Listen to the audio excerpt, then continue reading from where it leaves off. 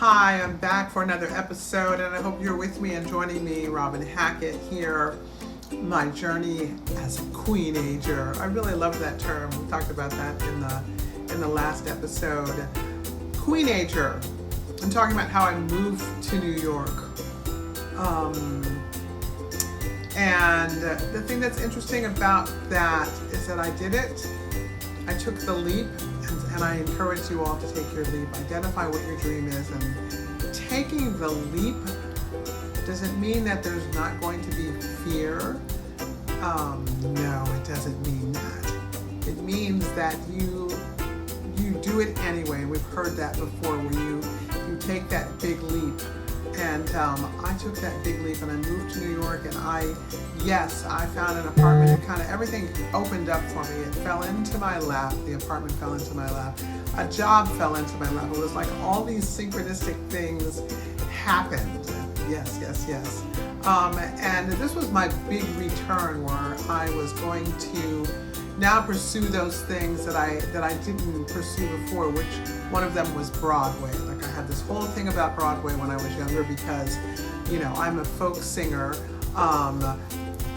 and then soon became a jazz singer as well too. But back then, when I was auditioning for Broadway, if you were African American, it was really more, you had to do gospel, you had to be able to do R&B, and that was not in my bag of tricks at all. So I did not audition for Broadway. I was like, there's no place for me. But now that I'm a queen-ager, and I came back to New York to pursue that as well, let me tell you, when it was time to hit that button and say that I was signing up for an audition, girl, froze. I froze. And it literally took my boyfriend to say, hit the button now, hit it, commit. I can actually feel what it felt like in my body just right now, how scared I was to hit that button. But I knew when you take a leap, you're facing sometimes these old fears come up that you didn't even realize were living there. So moving back to New York, my first couple of years, it took me 2 years, maybe a year, that's wrong. It took me a year to actually get out and sing, because I got here and I was like, oh my God, what have I done? I'm too old for this. I went there, girl. I'm too old for this. I had a hard time going up and down those subway stairs. When you're a youngster, that is nothing. I was like, oh my God. So that was one other aspect that was crazy as well too. And the apartment that I moved into was on the 3rd floor. Do you think that was easy for a girl to go up and down those stairs? No, it was not. But I was committed, and we'll talk more about other things that happened for me. But I did, listen to this, I did go to therapy. I went to therapy for the first 2 years that I was here in New York to face all these fears that I didn't think were there. Even after I took the leap, there were these fears there. So I guess this episode is really about, you take the leap, you do it anyway, in spite of your fears, and those fears will be there.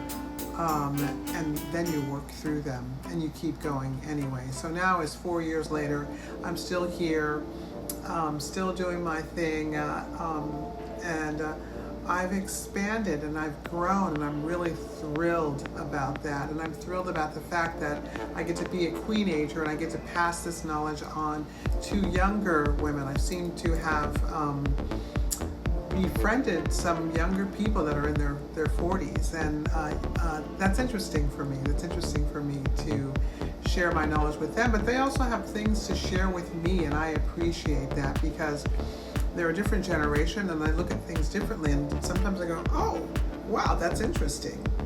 But on the whole, they share with me things that I've been through already that I can talk to them about and address with them. So identify what your dream is. You got to take some big leap, you guys. Maybe it's in your small hometown and you want to be an actress, and you go to community theater and audition for something, or you hire an acting coach. It doesn't matter what level. We can all be really afraid, even if it is just hiring an acting coach or a singing coach or whatever it is. It can bring up all kinds of fears.